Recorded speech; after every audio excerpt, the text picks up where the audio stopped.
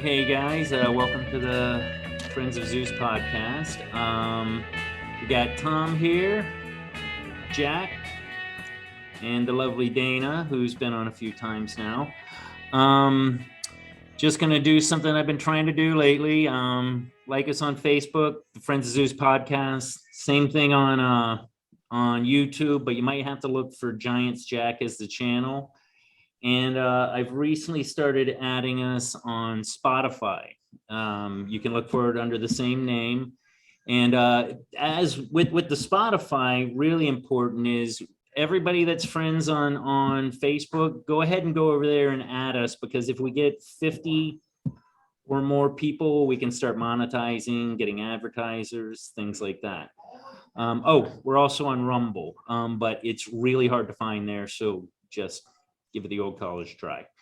And so this week, Tom wanted to talk about 9/11. We're a couple days past it, but I think it's still appropriate at this time. So in the words of Mr. Beamer there, Todd Beamer, the guy on Flight 93, let's roll. All right. Go for it, Tom. 9/11, 20 years ago. Jeez. What was this? September 11th, 2001, right? Yeah. So we're going to talk, each of us are going to kind of recall what we were doing that day, our remembrances from that day. But first I'm going to go over, just give me like 2 minutes. I'll go through a quick timeline of the key moments. And this isn't everything. There was a lot of stuff that happened leading up to that day and leading up to the first crash on the North Tower. And then there's a lot of stuff, obviously, that happened afterwards in Iraq and Afghanistan and all over. But I'm just going to give you some key moments that we can work off of here.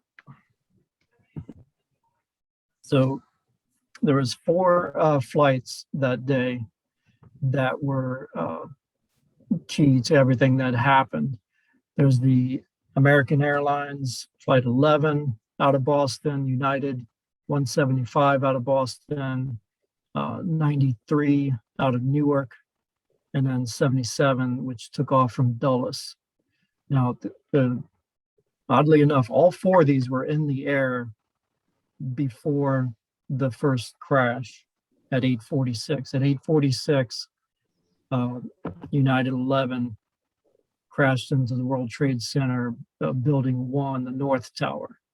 So that's 8:46, but all 4 of them were in the air at that point. By 8:50, they notified the president. At first, they told him, I don't know if you guys recall, he was down in Florida at the elementary school reading a book to the kids. Yeah. He was sitting like in a classroom in front of a group of kids. So it was must have been a really difficult situation for him to be in, because you can't really react in front of all these kids. What are you going to say? But at first they told him that it was a small plane that hit the tower as an accident. So they didn't think too much of it. And then 5 minutes later, Condoleezza Rice called him and told him no, it was actually a large jetliner that hit the World Trade Center. So they knew about it within minutes. At 9:03 that morning, United 175 hit the second tower, the South Tower. So at this point, both towers are burning. At 9:25, they gave the order that no more planes could take off anywhere within the United States. At 9:37, Flight 77 hit the Pentagon.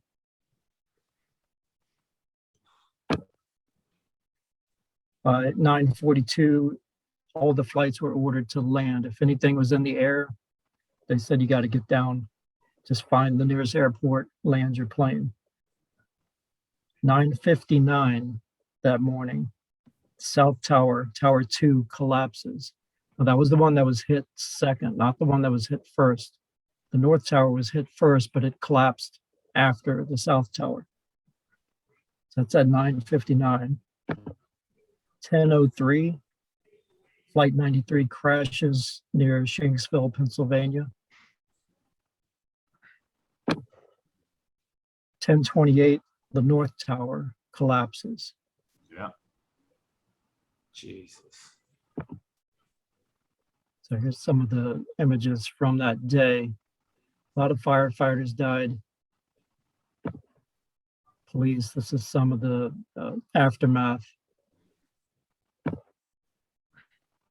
There's a lot of people just covered in soot and debris.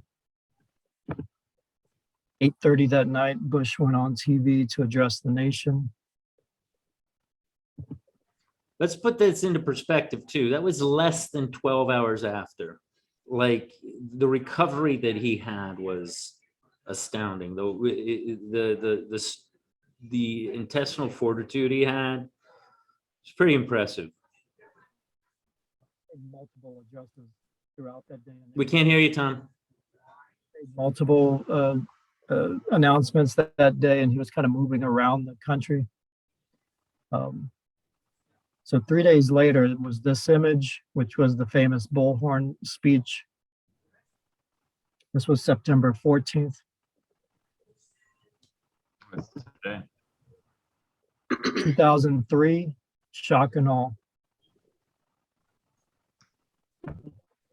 2011, Bin Laden finally killed. So you know, with him that they buried him at sea. You know Yes. why that was, right? Yeah, they didn't want it. They basically didn't want to That could be allow. a shrine or anything. Yeah, exactly. Wait, So Tom, can you go back to that map that you showed of the flights? This is one of my experiences that I think is kind of interesting. So I worked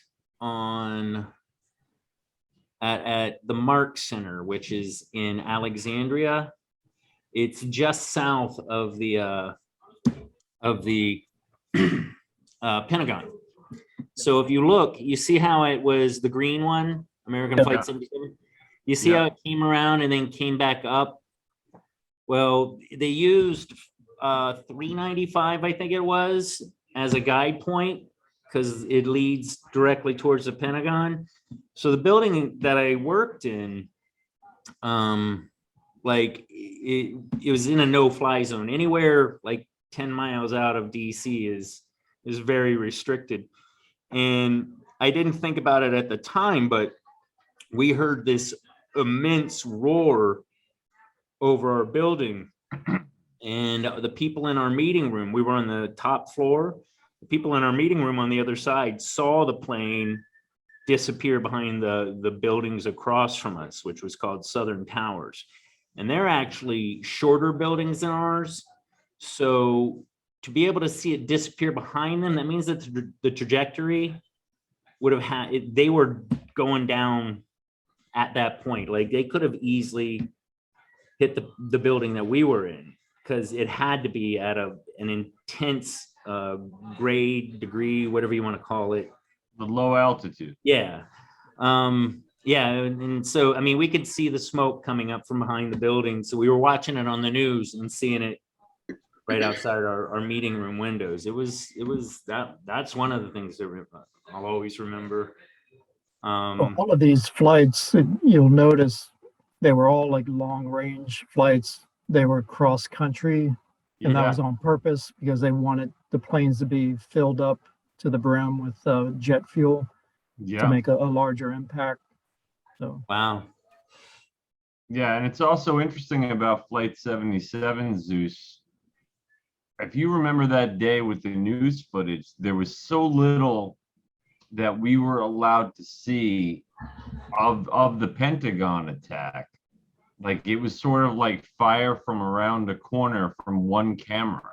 Mm-hmm. And the Pentagon's got more cameras than anybody. And I think there's a lot that we still never really saw. I don't know if they cover any extra footage in the documentary, but I always found that interesting. Like, I mean, I guess there's certain things when, you know, like just like at the Pentagon, if you try to like drive into that parking lot by accident, like I did, when I lived there. Like you don't get close. Yeah. And let's just get on one thing real quick. There's the old adage, three people can keep a secret if two are dead. So a lot of the conspiracy theories that they talk about, like it was a missile that hit nah, man, people saw the plane, plain and simple. No, totally. There's no doubt. And then another interesting thing was, like, after New York happened and we all saw on the news, like people in that area literally saw these things crash into the buildings, but everybody else like us, we were getting it from the news and over the radio and on TV. And once it was known what was happening, like there were all these rumors that jet fighters were going to have to actually like militarily surgically remove these airlines from the sky because they didn't know what they were planning to hit next. Mm-hmm. And that's why the whole thing in Pennsylvania, like there was a belief briefly that the military shot it out of the sky.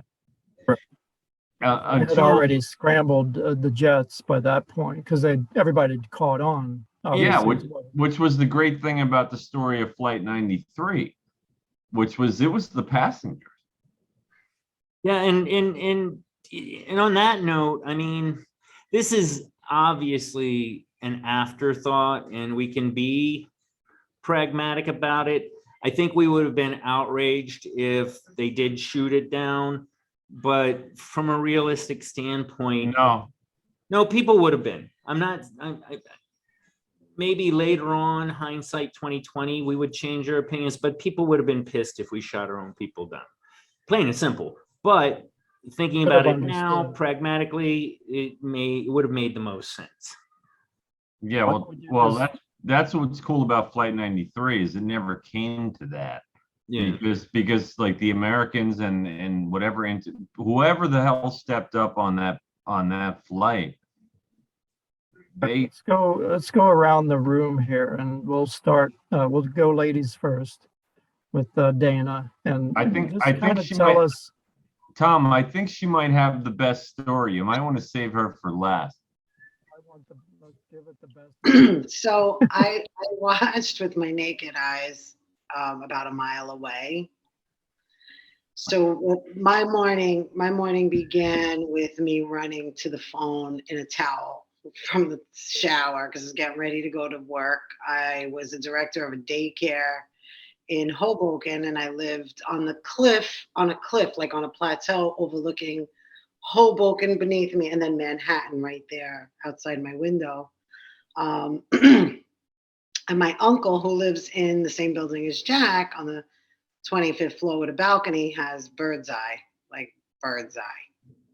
view of Manhattan smack in your face, like such a great view. And he called me to tell me that a plane hit the tower to look out the window. And in my mind, I was anticipating seeing like a little thing of smoke. And when I looked, I got my body got a little weak. And I thought, there's no way a plane did that. Like it was massive amounts of black smoke. And we're on the phone and we're oh my godding. And all of a sudden he saw before me because he was even closer. It was like literally on the water on the Hudson, saw another plane coming across the Hudson, like right in front of his face. And he said, oh my gosh, there's another plane. And just as he said it, we both watched it hit while we were on the phone. And I literally felt my knees. They used the Hudson as a guide point. So they actually flew down the Hudson to find the buildings. Yeah. All right, go ahead. Hey, so, Tom, can you shut off the slideshow so we can see each other better? So then I got a little upset, to say the least. I felt weak, and I knew I had to get to the daycare because I can just feel like, okay, this is going to be bad. People are going to be scrambling. So my fiance at the time, now my ex-husband, heard it on the radio, and he was halfway out going west to New Jersey to his job, turned the car around just in the nick of time and got home. I waited for him, and we went outside, like overlooking Manhattan, with like neighbors that came to the parking lot where we were, and together we watched them fall. And I mean, it was horrible, and I was in complete disbelief. I literally like got on the ground. I was crying. And I said, I have to go to the daycare. I have a lot of parents that work in the city, and this is going to be a big problem today.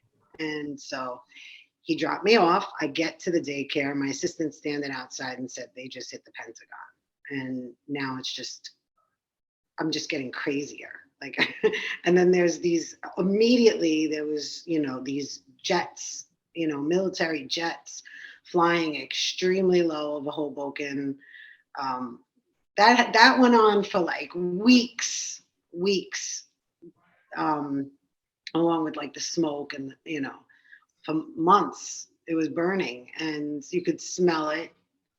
And that day, people were coming into from Manhattan into Hoboken, just like that guy in the slideshow, like covered in like this white ash, dazed and confused, looking for phones, asking where they were.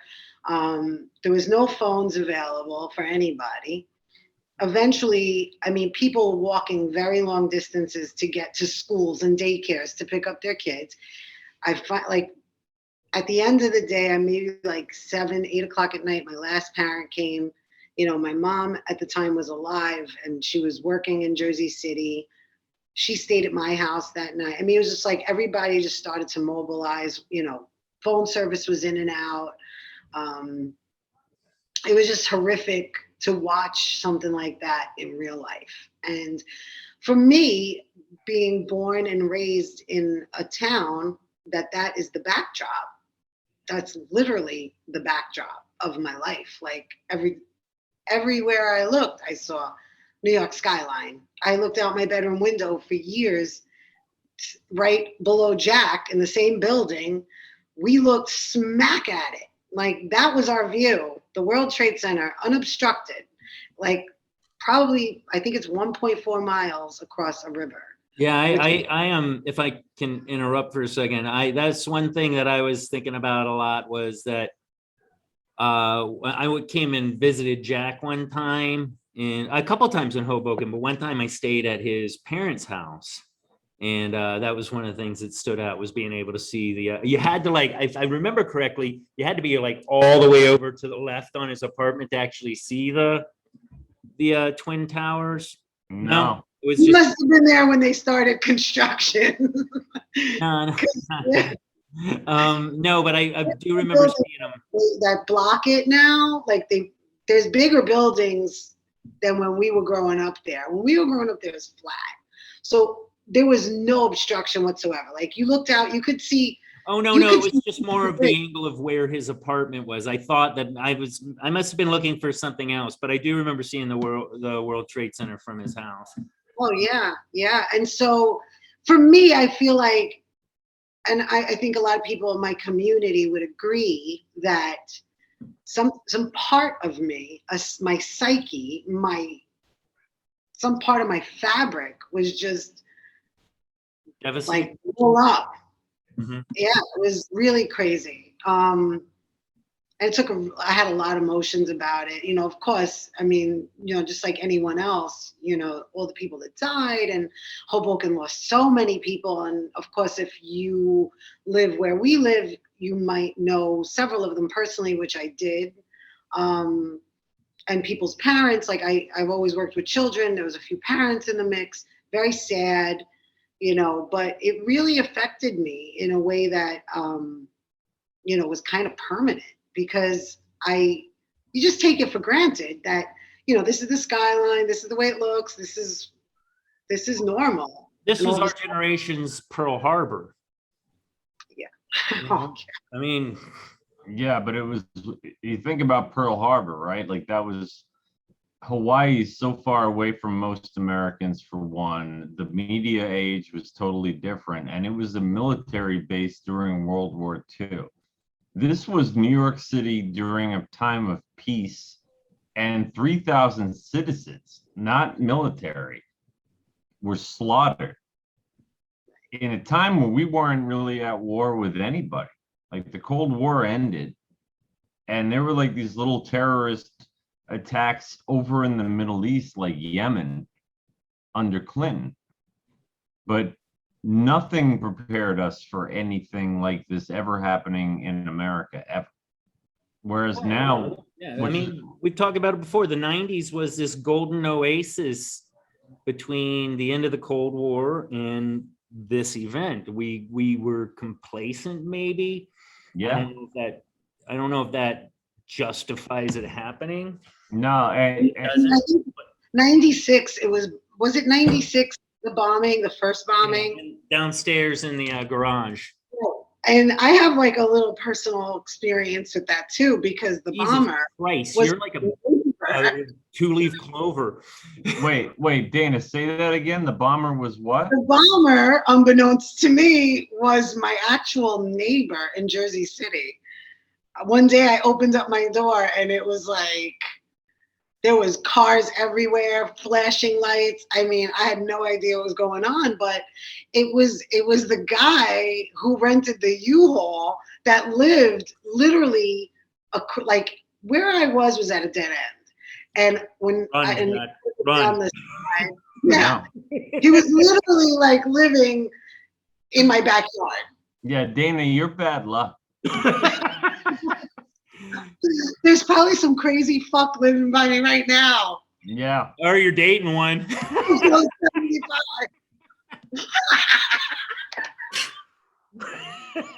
Yeah, nice work, Zeus.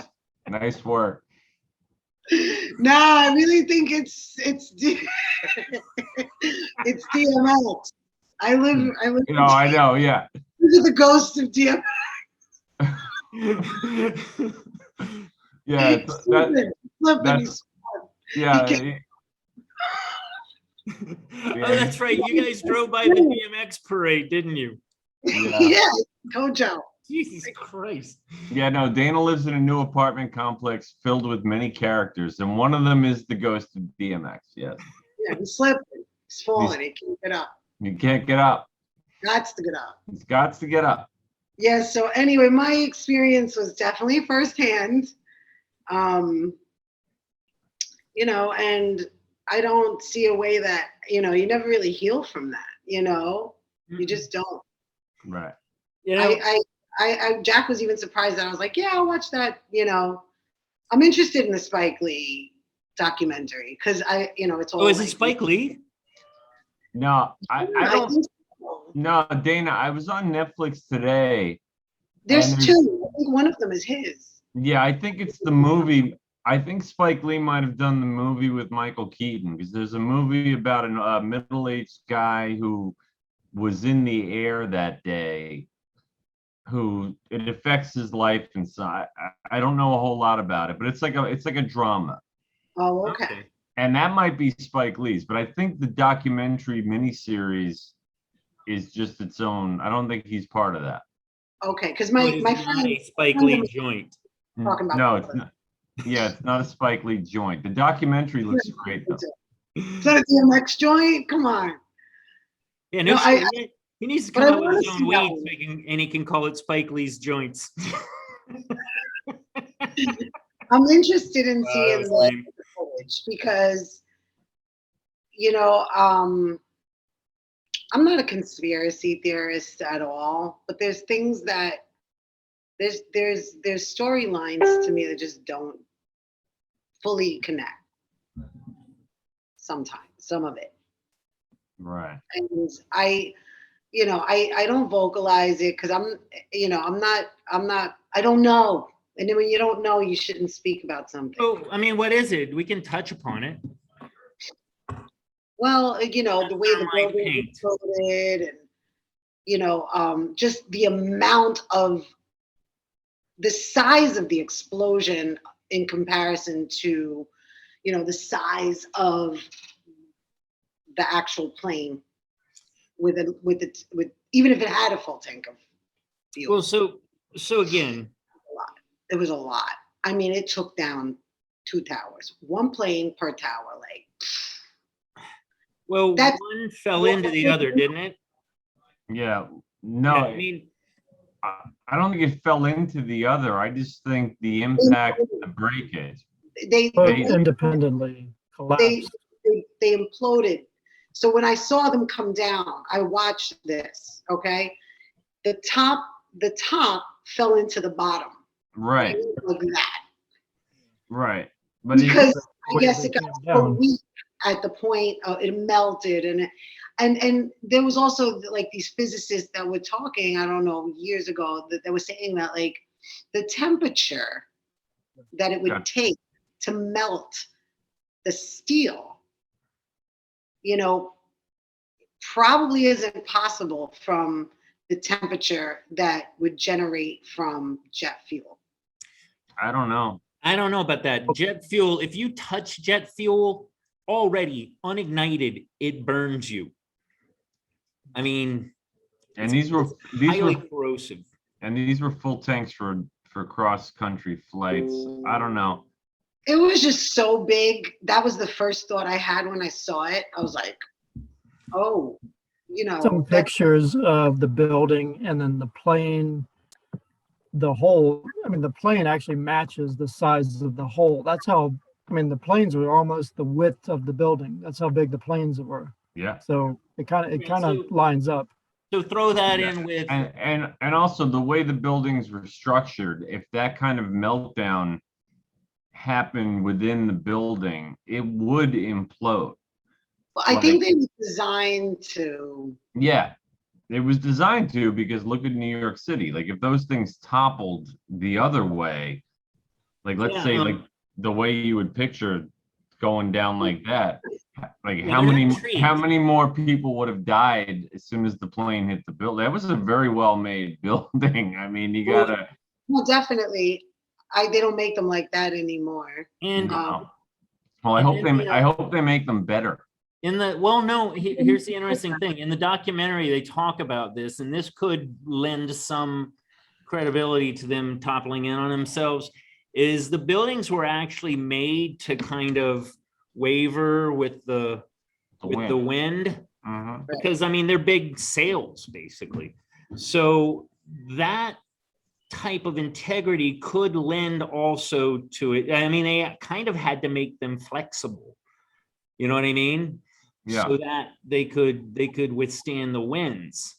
I Right. think they were meant to go ahead, Tom. I was going to say there were witnesses in that documentary. They said that after the impact, it was shaking for like 20, 25 seconds. So it was like an earthquake. Some people thought it was like an earthquake. Yeah, and when you think about it too, it makes sense that the second tower hit, Tom, if I heard you right, if I remember correctly, the second tower that got hit in the lower part of the building went down first. Yeah. To me, that almost makes more sense, because the structural integrity of the building, I mean, is going to be stronger and less sail-like at the bottom. Well, You know? also, not to mention, it's not like they went straight and hit whatever floors their width was or No. height was. They No. went at an angle, so it was bound to collapse.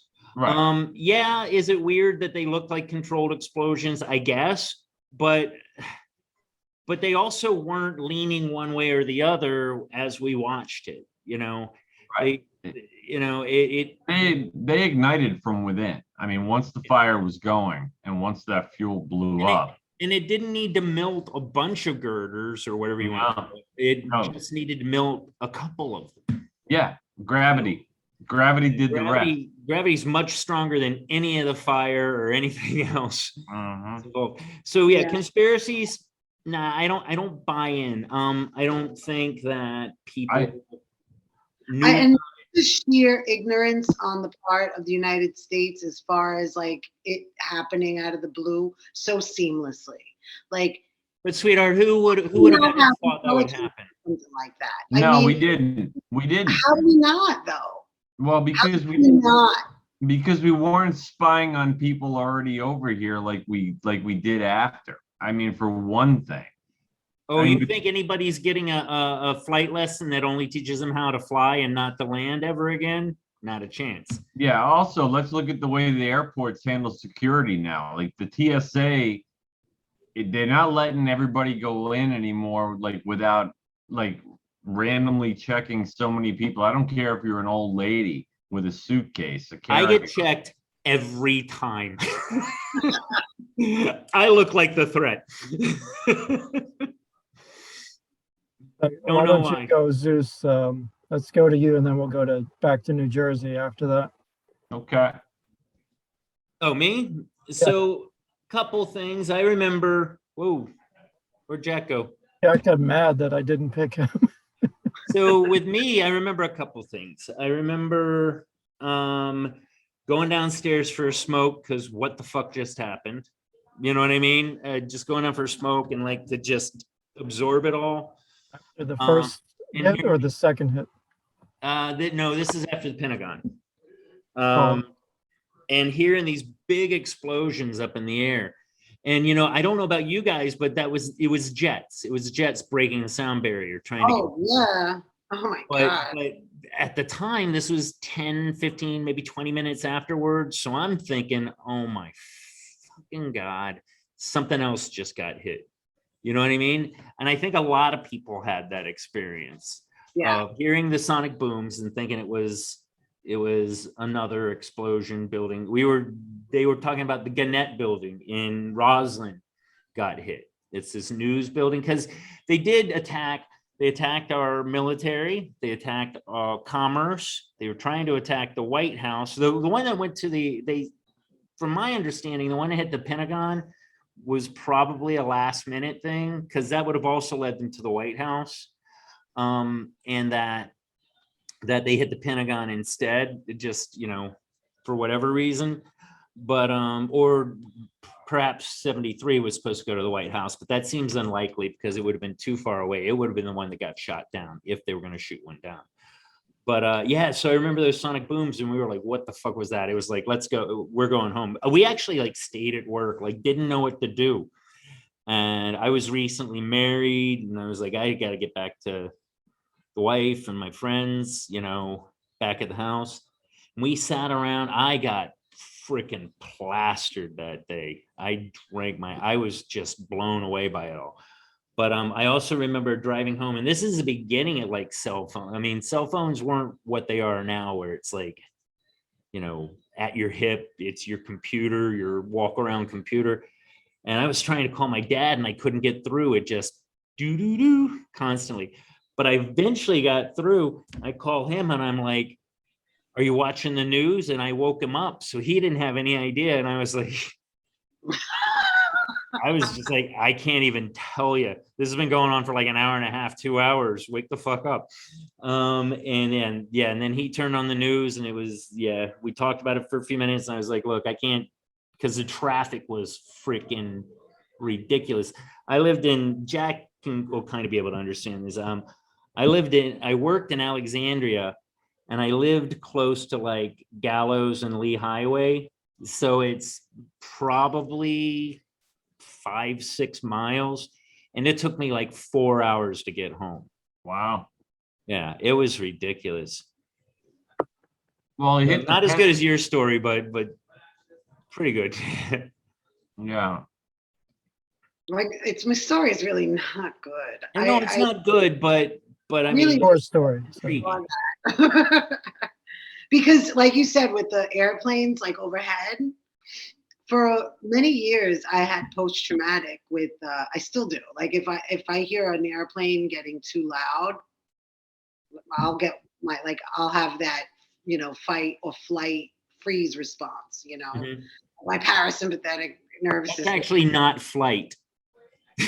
No, like, That's a bad survival mechanism right there. unfortunately, for the That's past a deer 7 in the headlights. under a freaking Teterboro Airport, which as the years went by, the private jets got bigger and bigger, and they were going right over my house. They do. Not this one, but 307. Remember? Yeah, I but used to, like, if I was on the phone, I'd say, hold on, I gotta wait till the plane goes. But it got to the point where sometimes my house would shake and I still would get that response, that 9/11 response. It's like in me. It's in my cells. yeah, but where Dana lives now, I kind of kid her because I call it planes, trains, and automobiles. Because, like, honestly, I just she got my lives hand next. between two soft pillows. Yeah, right. Hard pillows. Yeah, that's a great movie, by the way. It still is. But no, she lives next to the train tracks. She shares a parking lot with everybody else who lives in that complex. So it's just cars constantly, like car alarms going off right there. DMX. You BMX. realize that anybody that doesn't live in New York or New Jersey, this is how we think New York and New Jersey is. Oh, it is. And then also she lives right by like an airport. So you look up at the sky and you just two Newark airports. International and Teterboro. Yeah. I'm in the Dana, we gotta move. We gotta move. It sucks. the hell out of you. It Yeah. sucks. What's your experience? What do you remember from 9/11? Well, it was funny because I mean, you're right by the Pentagon. Dana's got literally a bird's eye view of the towers as they topple. Now, I lived in South Florida. Okay, so I lived in Hollywood, Florida, but the southeast part of Hollywood. So I literally had an apartment on the beach. Like, I looked out the windows or walked out onto the balcony, like in my pajamas or my underwear, and there's the Atlantic and the sunrise, and everything is great. And I had to drive to my shitty job in Broward County, Pompano Beach, Florida, okay, which was far enough away for a commute. The northwest part of Pompano Beach. It was a commute, right? So there I go. I'm driving along.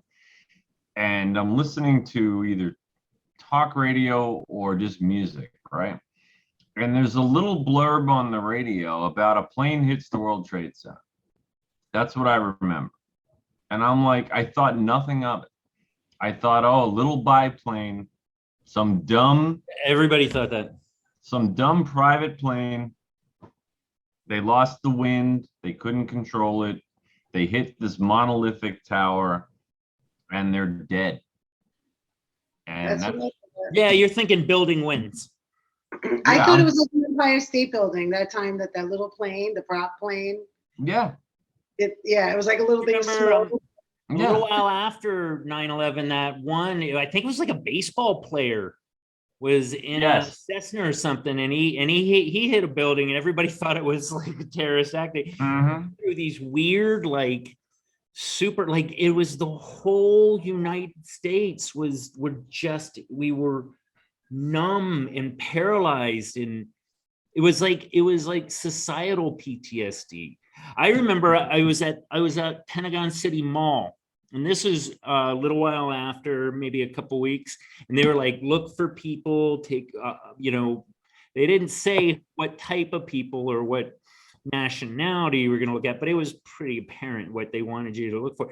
And I saw this guy, and he was in the whole, Middle Eastern, the robes and all this, and he's standing outside Pentagon City Mall entrance with a video camera. Oh boy. Videoing the entrance, and I'm like, where the fuck is security? I'm going to profile a little here.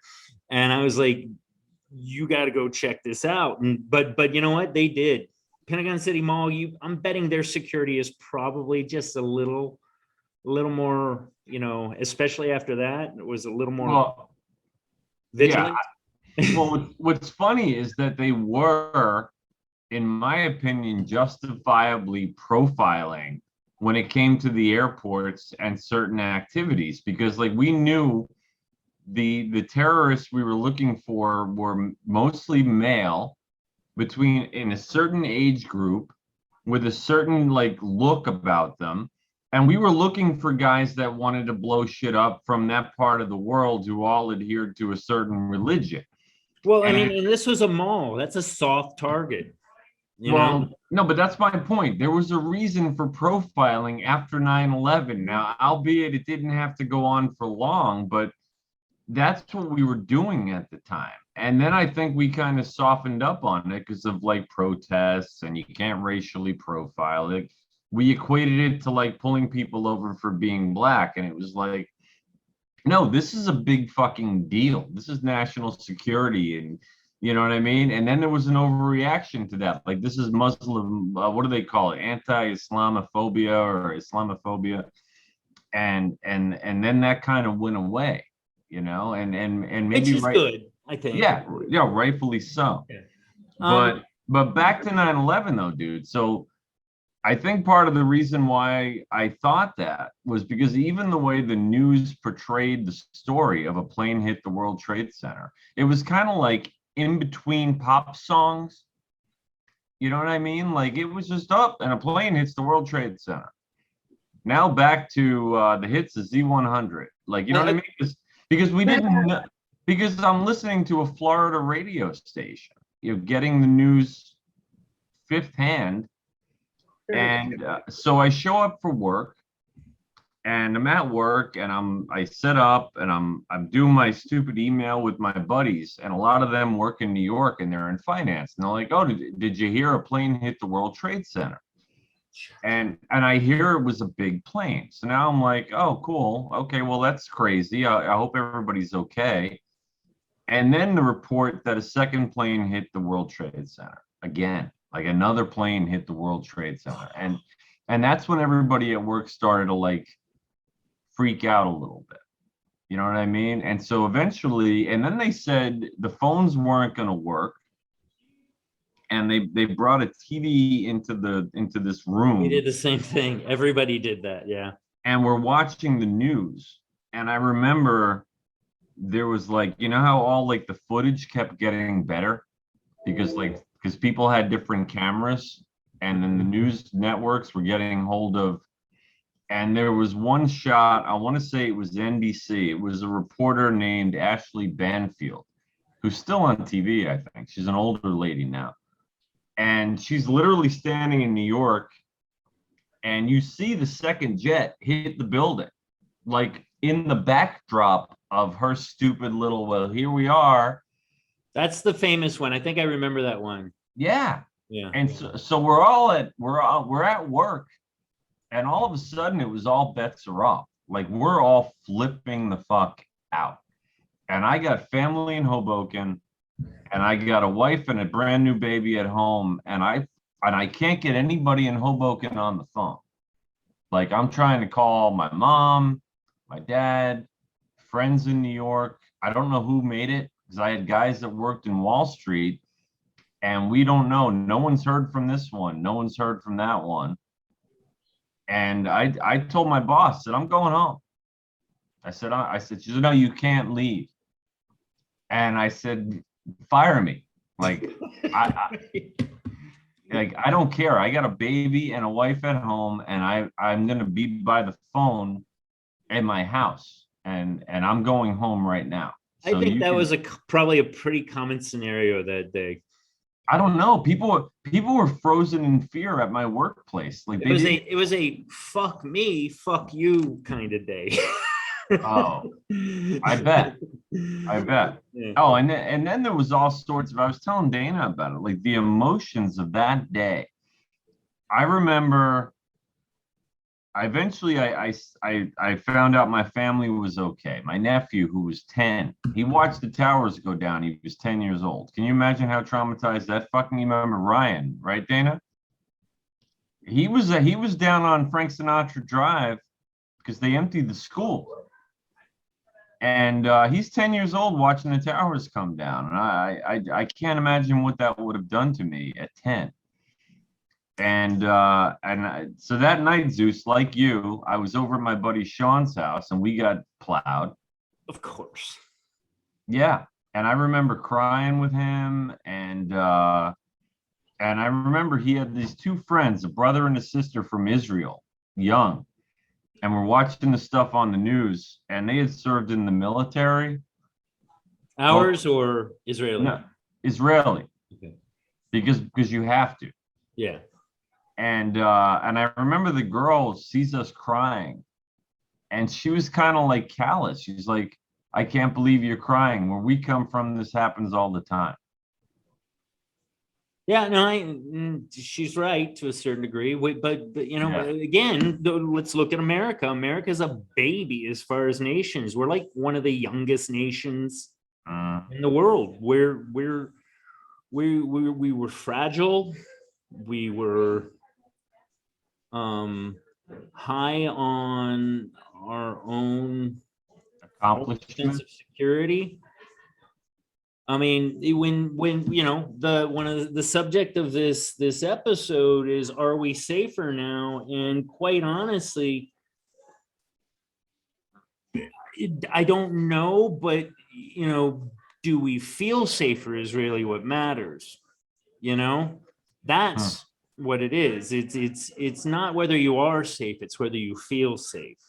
And quite frankly, as tumultuous as the world is right now, I don't feel safe from our own government right now. I'm a little buggy by, you know, mandated masks and some of this crazy shit that's going on. Though the thing about them in Australia, where they're packing up whole groups of people basing it in COVID, that's frightening shit, man. Yeah, they're putting tents around houses in the suburbs. Yeah. So do I feel safe? Maybe I'm not worried about a terrorist attack, but it's like we're being kept on edge so that we can be easier, so that it'll be more easy to more easily. Yeah, it'll be easier to keep us just running around like chickens with their heads cut off. But I don't watch the news anymore, man. I don't watch it at effing all. It's on in our break room, and I'll catch little tidbits there, but Oh, you're missing all the fun, Zeus. no, I'm not. It's not. I like it the way I'm doing it, where I get it from you guys and then I read between the lines, and I think I'm pretty astute at that. I mean, if something's big enough, you find out. I haven't watched the news in decades. exactly. When the big happens, you'll know. So here's No. two He's things right about that week too. Interesting thing. Everybody remembers the show 24, right? Yeah. It was supposed to come out that Tuesday, with September 11th. That happened, and they postponed it a week. And what was the first episode? Them blowing up a plane in midair. So kind of ironic.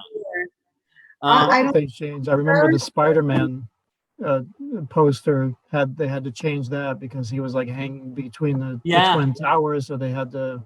It was very similar to that movie with Samuel L. Jackson about the sniper and phone booth. Those both came out around the time of the 13 Days in October, John Muhammad and Lee Malvo. Yeah. They did the same thing. That movie, both of those movies were actually very good, but they got brushed under because too close to home. But Well, that's normal. The other thing that I remember was, this was around the beginning of where we got that ticker tape of news going across the bottom of our screen. Like, we didn't have that before 9/11. It was right around there that it started up. And I think that's a big part of why we're in this like manic state as a world, even over the last 20 years, is because we used to just get the news that was right in the middle of the screen. You know, it was the guy in the bad suit with the toupee and the ditzy blonde sitting here, and that was it. And, everything's breaking news now, though. But here's the thing. There's almost this like ADD kind of state that they put us in, where you're listening to this, but you're watching that, and there's gotta be some subliminal kind of thing going on there. I don't know if that wasn't by design. I'm not saying we blew. No, I think I think it was. It's the whole like feed your head mentality. Like, Mhm. you know what I mean? Like they're just gonna, it's sensory overload. Isn't that a thing? Sensory overload. Yeah, yeah. So you just, Dopamine They're kicks. just trying to pump as much fear into you as possible to, make you complacent.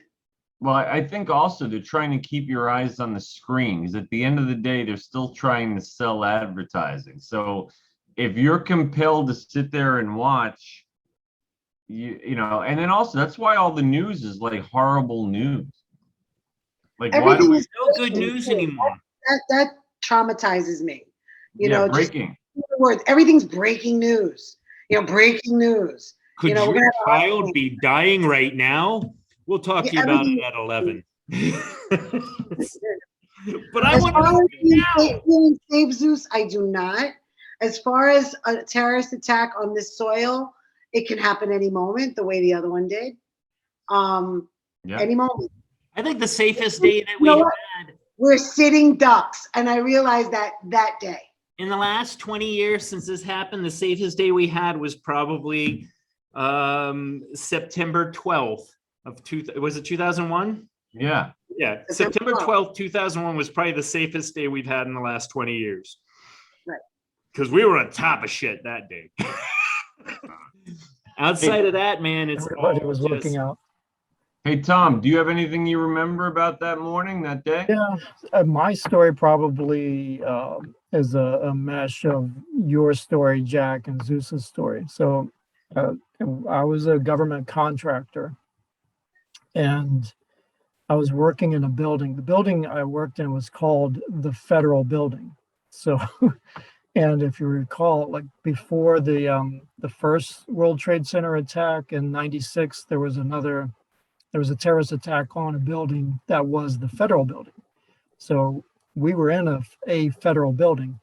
So I remember we got the TV like you guys did, and we started. Well, I don't remember if it was after the first plane or the second one, but we got the TV into a common area, and everybody was gathered around watching it. And once they started, I think once the Pentagon plane hit, Mhm. I went home. I pulled a jack. I was like, okay, I'm out of here, because we But all me started from you. freaking out because we were like, okay, we're in the federal building, and some stupid terrorist who doesn't know any better might think that this building is important, and they're going to fly a plane into it. We got to get out of here. So we all jumped into our cars and went home. I live in a White House. I remember it, and I forgot about the cell phones until Dana mentioned that. But yeah, all the phones were, you couldn't get a hold of anybody. That was crazy. Right. That nobody had ever experienced that. Ever One of the since. things- Never happened since. I've never had that I happen think it since. has. I remember one of the things I remember, like little things. I remember the George Bush stuff where he was at the school and the guy whispering in his ear, and some of the speeches that Bush was giving, especially the one he did at nighttime on TV. Remember, like after 9/11, everybody had like the little American flag on the back of their car. There was like this wave of like patriotic, fever that swept everybody, and everybody had these everybody was flying the little American flags. I remember that. There was a period after it where there was a real pride, and not even like an anger. I mean, anger at the terrorists that did it. I think I was very impressed with our ability. I mean, yes, there were people that kind of went after, were hostile towards Muslims and people from the Middle East or looked part, but for the most part, we were pretty damn good. Like we didn't just go hog wild. We didn't put people into camps. We didn't do any crazy shit. We were like united, and for what it's worth, generally speaking, the people of Middle Eastern descent or Muslims in this case, the ones that are here want to be here. They like it here. They want to be part of this, this country. So, I mean, I was very impressed at that part, at how it brought us, it matured us a little. Does that make sense? Yeah, I mean, I I found remember our area some to of be the, more friendly in the months following that, yeah, especially that day and that week and that month. Like people were so kind to each other, like talking to each other for the first time. Like strangers would just talk and ask each other if you're okay, and and then that kind of like faded away, and now here we are. Well, wait a minute. like it was like a Christmas, like during the holiday season where everybody's a little bit nicer. It was kind of like that, but with a Yeah. patriotic twist to it. Well, yeah, but if you think about like, the Who's down in Whoville, I still have that image of the Democrats and the Republicans from Congress and the Senate outside like the Capitol steps, all holding hands, literally. Singing Hillary- God God Bless bless America. America. Yeah, and I think that was when they instituted the Patriot Act, maybe, which if Wasn't if, long after, yeah. if we want to talk about like what happened after 9/11, okay, like A when lot you, of the soldiers that were fighting in Afghanistan over the last 20 years, they signed up because of this event. yeah, I almost did. I wanted to even before we knew it was Afghanistan. Like if you remember, like the anger that day. I know a lot of guys. I know guys that did join the military, and I know I sure as shit wanted to because I wasn't Muslim friendly that day. I'll I I'll remember I'll gladly admit if they said we're turning the entire Middle East into glass with nukes, I would have been okay. Let's do that. Like I was fucking pissed.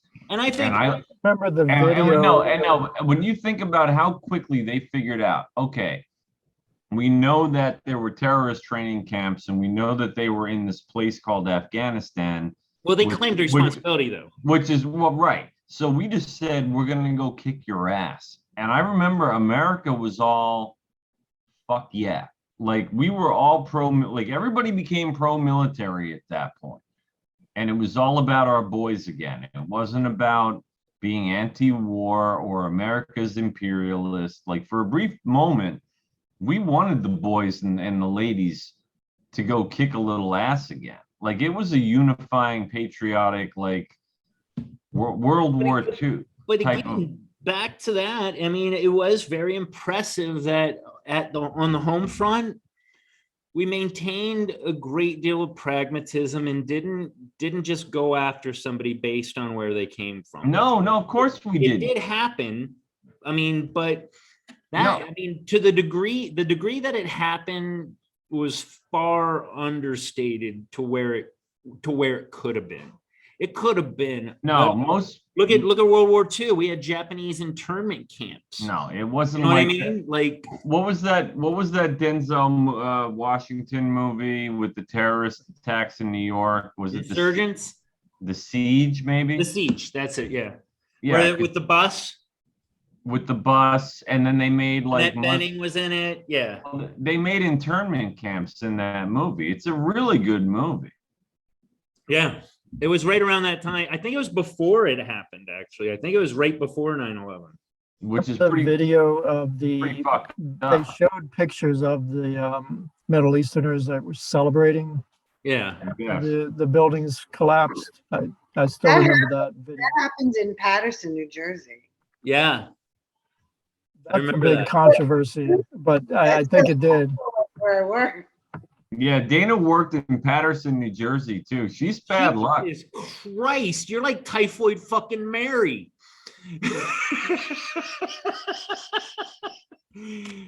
Shit goes down around me. What? You're lucky you got your looks. Yeah, no You're a shit. piece of fucking work. Yeah. Dana, Dana, say if we're safer or not. I think, ironically, during the past 20 years, while we were over there fighting, we took the fight to them, and they were kind of preoccupied with that, Can't fight a just war on kind of two attacking the soldier. I think the homeland was safe the past 20 years. yeah, what about now? Going forward, I don't know. We were going to see. I'm a little this kind of changes things. What We happened? just left this them a year lot with of Biden. guns, Tom. Well, they can't shoot us from there. They're going to have to do something else. Yeah, but they Yeah, can but use those guns to get things to blow us up. I'm terrified. Well, wait a minute. Wait a minute. They got Pakistan right there. You know the terrorist camps are going to be starting up again immediately. Bin Laden was in Pakistan, right, when we caught him. when Yeah, we he killed was him. like he was Yeah, like but- 2 miles away from like the capital, like where the prime minister or Big deal whatever. for us to go into Pakistan without their permission, because they have nuclear or nuclear, as George Bush used to Nuclear. say. Yeah. Nuclear. That's Nuclear. that always reminds me of Homer Simpson. Homer Simpson, where he goes, "Nuclear, it's nuclear." Say that it's nuclear. Mhm. This is a good, I think it's a legit pronunciation. No, it's No, not. it's not. It It does. is. It's not even spelled It that way. works. It's It completely works. nuclear. Yeah, so I can does give you 1,000 English words that are not pronounced the way this spelled. So Yeah, it was. I mean, I was very excited to do this episode. I just not like in a good excitement, but I felt like it was something that for some reason it hit home. I think it's all the tumultuous shit going on in the world right now. It felt right to do this some honor and to talk about it and to share experiences. It saddens me. I mean, again, I don't feel safe, but it's not terrorist attacks that I'm worried about. I'm just worried about the fucking world, man. We're really shitty right now. Like everybody's just kind of shitty right now. yeah, everything is just terrible right now. It's just the worst. Dana, for God's sakes, I hope your whole this is a pustule that's going to explode and then everything's going to be good. I hope you got some merit to that. But after hearing how much bad luck you bring around you, I'm a little worried. Stay away from the Capitol. let's bring I'm Dana front back. loading. Hey, Zeus, I'm front loading so that the rest of my life is the best of my life. Jesus Christ, I hope you're fucking right, because in one night you've gone from this sweet little angel that we've met a couple of times to the source of all evil in the planet. Mhm. Yeah, she is. Thanks, Jack. I love you. Yeah, I love you too. Sicilians. Well, I gotta say, I'm a little bummed out Mike wasn't here because No kidding.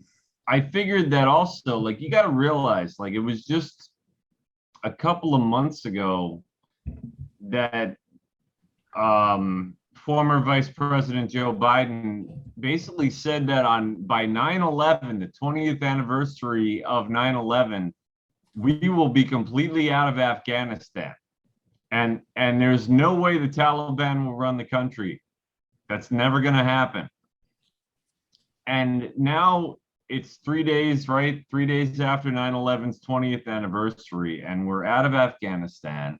And the Taliban, the people that we fought, are running the country. Did you hear me say? Like, Why would I be scared? I mean, and, hey, look, at least Joe can say, well, I got us out in 20 years. Like as if the 20-year I got mark. us out in like fucking 13 hours. Asshole. Yeah, but he had to make the anniversary count, Zeus.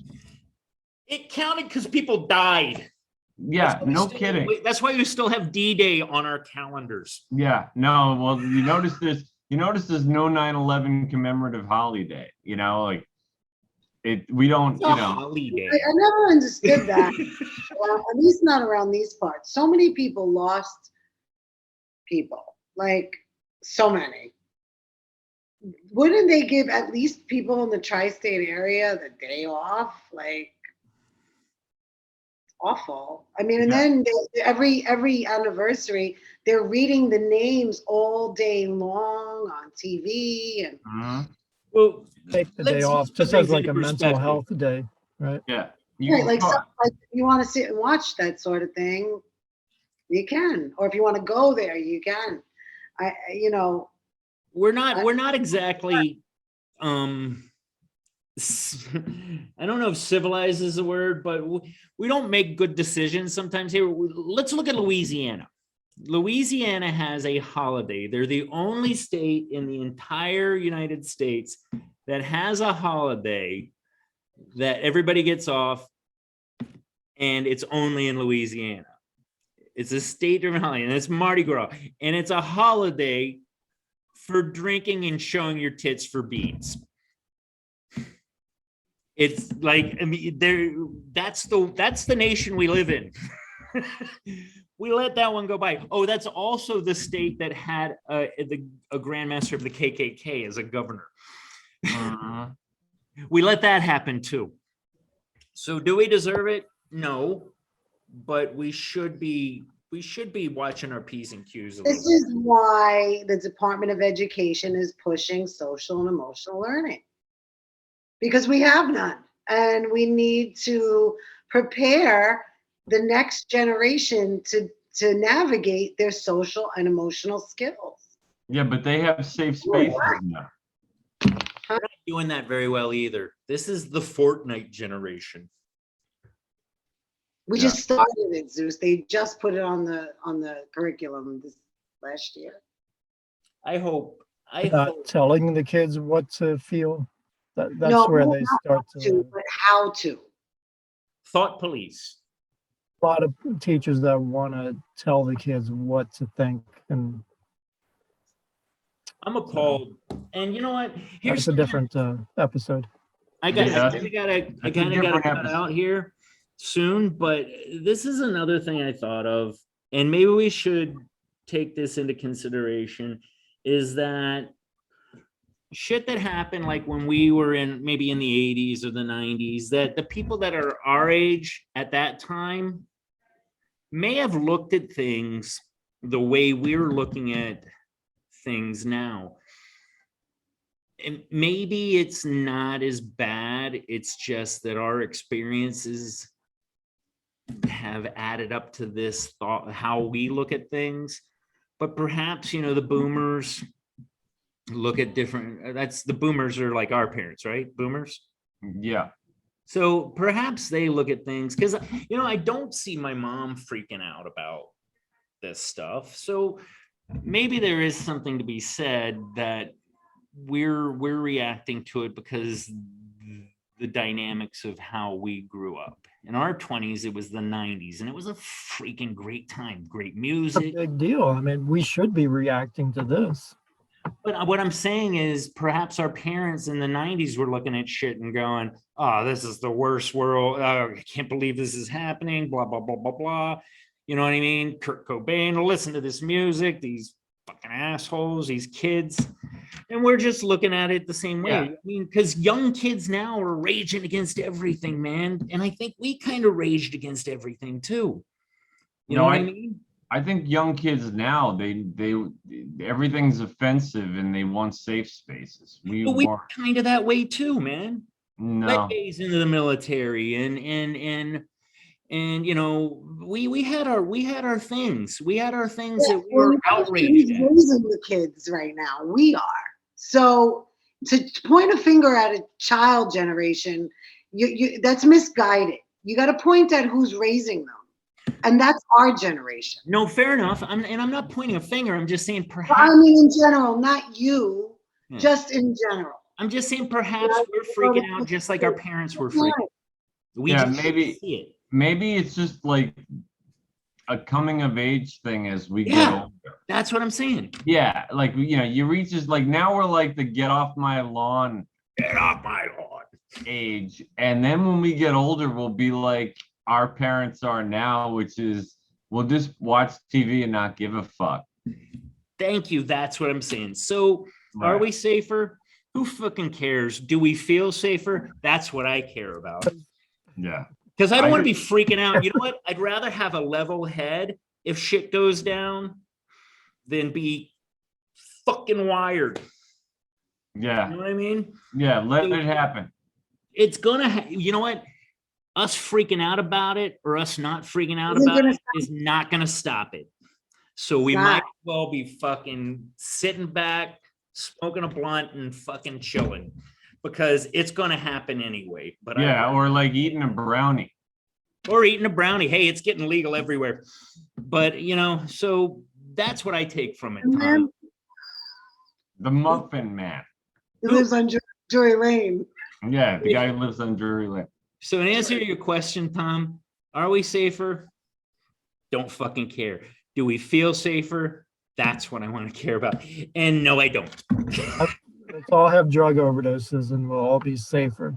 Legalize it. There we go. All right, Jack. Are we good to go? Was this a I big think- one? I think that was a good one. All right. I missed Mike. Mike fell asleep. He's a sleepy boy. He's been working very hard, having a very good year, but it's crushing him. And this one, I think he's going to be very upset that he missed because this was a good episode, I think. Yeah, I think you will be. But all right, guys, man, as usual, it's getting better and better. Dana, Wait. Go ahead, Zeus. just love to see your pretty face. Thanks for having me. Run. Also, wait a second. Before we go, Dana, do you want to plug your Facebook page? Oh, my tarot page. Yeah. Moon Girl Tarot, join. Hey, you've gotten a couple of my friends. I do have a couple of your friends. Thank you so much. Yeah. You got to at least tell some people to check us out every once in a while. Okay. Is that okay? Bring her back on the Halloween episode. Oh, Dana. absolutely. Yeah, come All back. right, cool. Absolutely. I'll do tarot and I'll do the pendulum. I'll do all kinds of things. And we still have to do our kindness episode. I really want to do that. Despite Let's do my it. hostility that I spit out sometimes, I'm actually all about the kindness. It's part of the nursing thing. Yeah, it shines through, Zeus. Oh, fuck off. Thanks. All right, guys. Say the words. Good night. Bye, guys. Good to see you again, Bye. Dana. All right, Tom, I'll talk to you later. See you, Jack. Bye.